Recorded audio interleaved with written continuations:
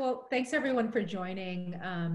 It's great to be able to test out this new way of presenting. I do love an audience that's interactive, but I guess we have to make do with what we have. So what I wanted to talk about is my work related to tackling health disparities globally, particularly as it relates to women, but also I think it's really useful to think about how this could also pave the way for transforming healthcare globally as we think about some of the challenges that people face with the current crisis and how they're now pivoting to new ways of accessing healthcare, both health professionals and patients who need care. But I wanted to start off with a historical context just to sort of set the stage for how things have evolved in the healthcare industry.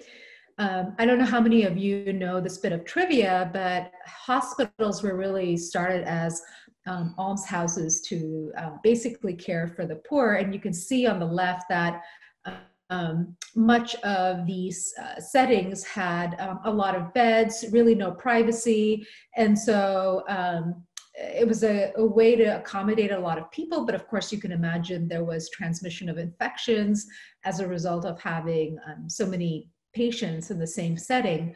Over time, with advances in technology and just the way healthcare evolved, wealthier people who were actually getting care at home, doctor visits at home, that actually sort of switched to care in these centralized facilities called hospitals. And just to contrast with the other picture, you can see a very modern hospital with really nice resources. And the irony of the situation is, while all of this is great, these hospitals can actually be inhospitable to many people who are uninsured or underinsured.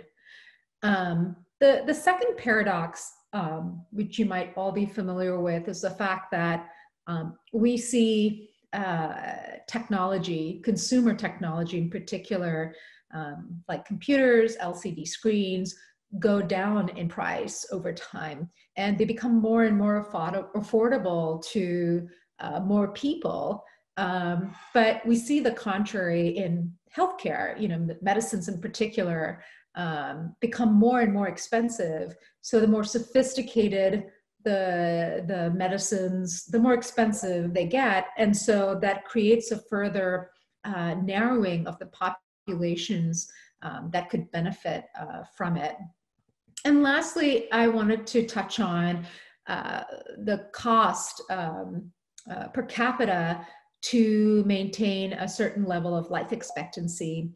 And it's no surprise that on the far left, you see that as you put in more money, you actually see improvements in life expectancy. But at some point, you see a plateau where adding more money doesn't necessarily improve outcomes. And of course, the stark outlier on this graph is the US, where we're clearly spending a lot, but we're not getting the dividends that we should from the expenditures that we make.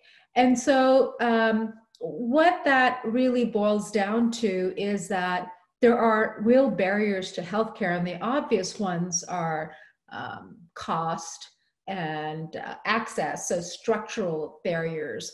But there are also barriers that go beyond structural, such as educational. If you're not aware, if it's out of sight, it's out of mind.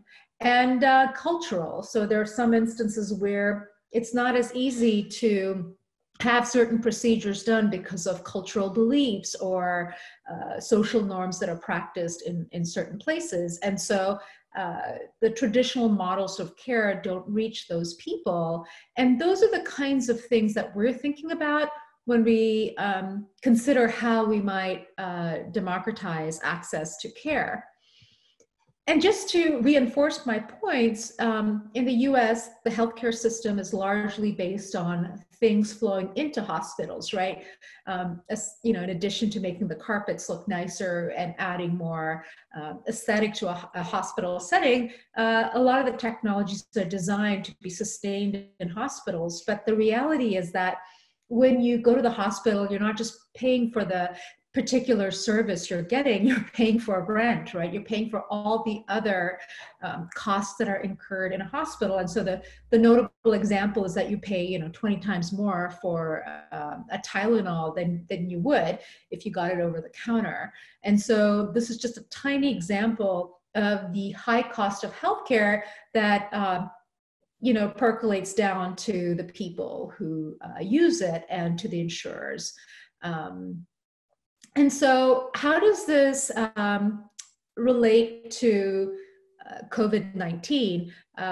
I can personally say, from watching my husband, who's a physician, deliver care now, a lot of it is done through the phone and through telemedicine. They're going to get started with video soon, but it's changing the way care is being provided through this capability. And it's really cool to see that he can actually spend more time with patients and see more patients than he was able to when he had a very restricted amount of time and he had to get through a lot of patients during the day. And so I think this is a real opportunity to pivot away from the idea that healthcare has to be delivered in a central facility and starting to create spokes where you can reach people that you wouldn't normally be able to. Another thing that's interesting is that a lot of my husband's patients are actually from out of town, because this is the closest hospital. UNC is where he works. And so all of a sudden, they don't have to drive the 2 or 3 hours for a 20-minute visit. And they can do a lot of that workup before surgery in the comfort of their home. So there are many perks that become obvious when you think of this new model of care. Now, I have to say that in the global setting, we don't necessarily have the kinds of infrastructure and resources that go into hospitals in wealthier countries. And so we have to be innovating around this idea of patient-centered care. And that's really the only solution in many of these places. So this is not a novel thought. It's novel in the sense of how it's being deployed in the US, but many of us are thinking about this more than ever, and hoping that this is an opportunity to make what we design for a low resource setting something that could be universal. And why is that important? Because it's very hard to change healthcare if it's done one way and you advocate for another. But in time of crisis, when resources only go so far, it's a great way to show that, these solutions that we're creating are in line with these new models of care that have to happen for us to manage all sorts of care that's needed in the post-COVID recovery time. And so what I'll specifically talk about today is our efforts to do just this in the context of cervical cancer prevention. And the idea is that, can we actually do more than just telemedicine?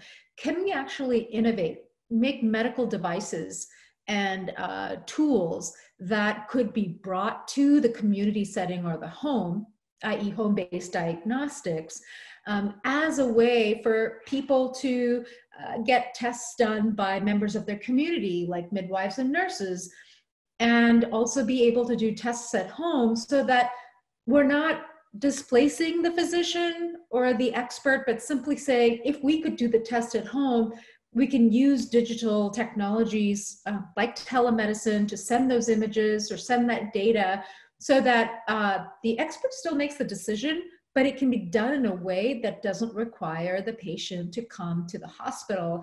And wouldn't the solution be ideal in a case where physical distancing might become the norm for the foreseeable future? So there's a lot of parallels in what we're doing to what might be the new reality. But there's actually more in common with this time period as far as cervical cancer is concerned. I should add that while we don't know what the ultimate mortality rate and the number of deaths will be, someone reminded me that, we are so impacted by this virus that is becoming pervasive. But what we may want to think about is the fact that cervical cancer is not only caused by a virus, the HPV virus, but it actually kills about 300,000 women a year. And that's a huge number, and a number that is unjustifiable given the fact that we actually have, I don't know how this slide made it to the forefront. I have a feeling that I might have sent the wrong slide deck. So let me take a minute to might be. Let me just, I had a completely different, so just bear with me while I do this. I'm going to stop sharing for a second. Happened as a result of me trying to get these slides. And your audio is going in and out a little bit. Let me know if you have any questions while I'm doing my little, excuse me, sorry. Sorry, your audio is just kind of going in and out. We have questions. If anybody has any questions, if you're not able to unmute yourself, if you raise your hand. Am I going in and out? Did you not hear anything I said? No, actually your audio is totally fine until recently. You're actually cutting in and out. I'm cutting in and out too. Maybe it's me. Sorta. Nabil or Alexandria? Okay, I mean, I've heard.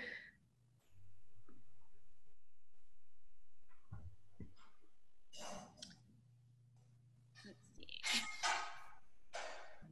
I'm actually able to share the slides that I put together, but if you can hear me okay, I can, can you hear me? Hello? Nimmi, there's a slight lag in your connection. I've tried to stop your video, so it should be better now. Can you try speaking again? Okay, let me try again. Let me see if you can see. Yeah, my internet's been fairly unstable. We can see your screen now, Nimmi.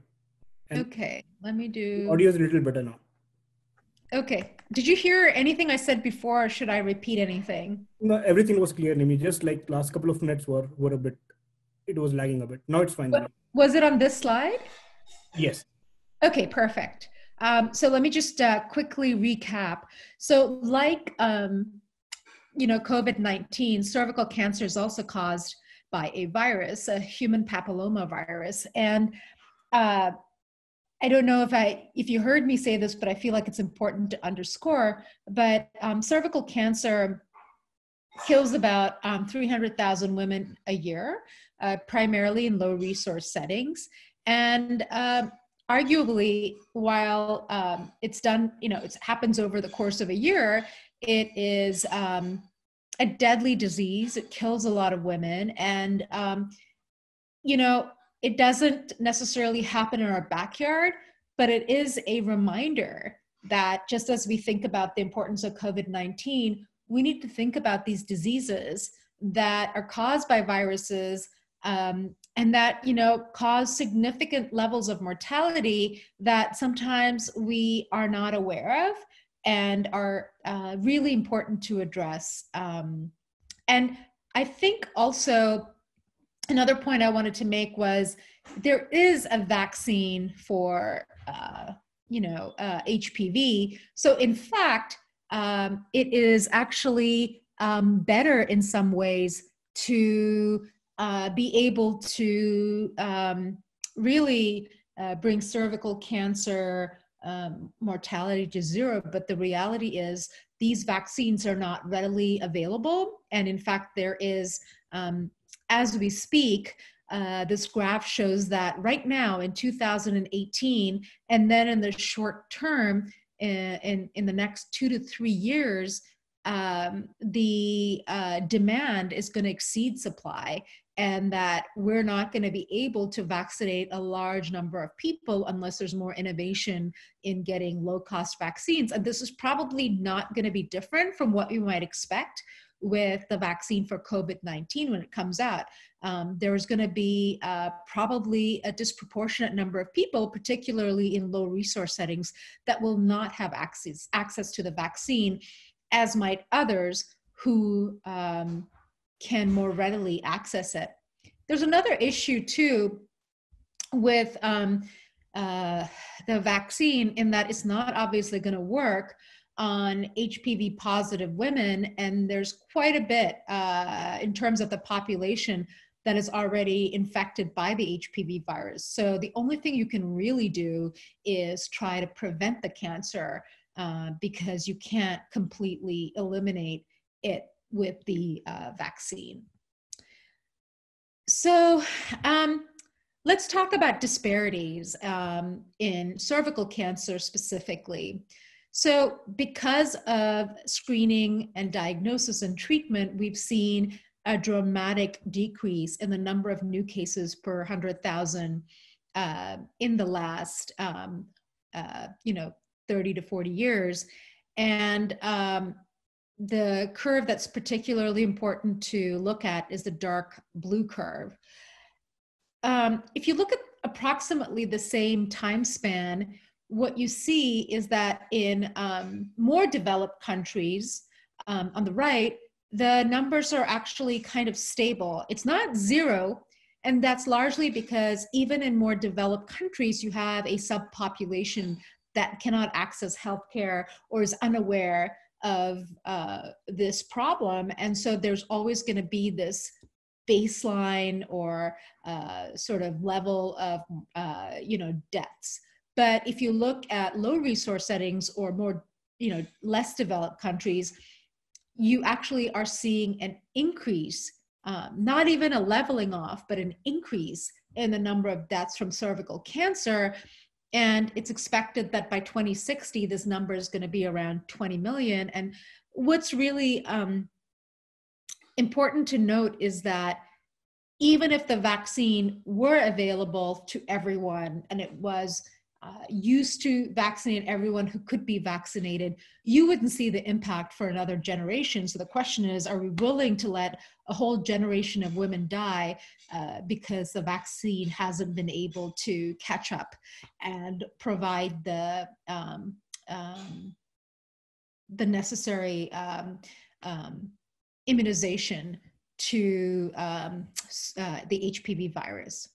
So our vision is to essentially create a healthcare model that takes the traditional at least 3-visit model to prevent cervical cancer. So this doesn't include vaccination. This really addresses the imminent issue, which is we've got to save the lives of women who are currently at risk for cervical cancer, who have the HPV virus. And the way that is done is in the high income setting is that you have screening with the pap smear and or HPV testing, and then you have a diagnosis with a procedure called colposcopy, and then you have treatment with some sort of excision or ablation. And what we believe is that we can change that to where you can do 2 of the 3 steps at home with appropriate innovations in technology. And the last step, which is treatment, could be done in a health center by people that the individual can relate to, which is very important, right? Going to have a part of your body that is very, private, being examined by strangers who you don't know, who are not in your community, can be a deterrent in terms of getting the care you need. Now, we know that for every 100 women screened, likely 2 will have disease that needs to be treated, which if not, would become cervical cancer. And if you could implement such a procedure, you would be able to allow 98 out of every 100 women to be screened at home. And the other important piece of this is the 2 women that you find with disease can be treated early and mitigate the onset of cancer. So it's both a win in terms of women, the large majority of women maintaining their privacy, and it's a win for the women who have early disease that can be treated to prevent cancer. So in the next slide, I actually show visuals that show the standard of care in high-income settings, which is the pap smear, followed by colposcopy, which is essentially taking a picture of the cervix and making a diagnosis of the biopsy that's taken of abnormal areas, followed by excisional procedure. And again, these are at least 3 visits. Now, with the advent of molecular HPV testing, it is now possible to do this molecular test, which is incredibly sensitive, both in the home setting and in the clinical setting. So a woman can actually self-test with accuracies consistent with that done in a clinic setting. And then there are ways to improve the ability to record what's on the cervix.